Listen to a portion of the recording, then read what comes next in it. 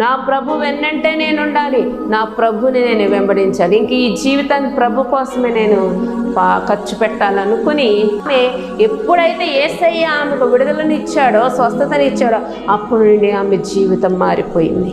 అప్పటి నుండి చివరి వరకు కూడా, యేసయ్యను సిలువ వేసే వరకు కూడా, ఆ తరువాత పునరుద్ధానుడై కూడా తర్వాత లేచిన తర్వాత కూడా చివరి వరకు కూడా ఆమె యేసుని వెంబడించింది.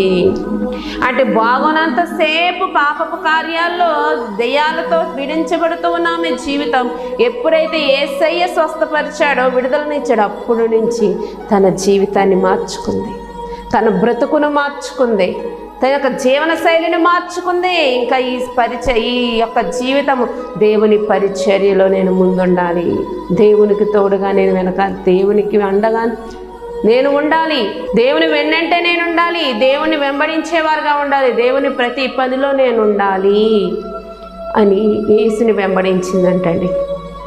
మరి ఈరోజు మన పట్ల కూడా దేవుడు ఎన్నో కార్యాలు చేశాడు కదా. మన పట్ల కూడా దేవుడు ఎంతో కృప చూపిస్తూ వస్తున్నాడు కదా.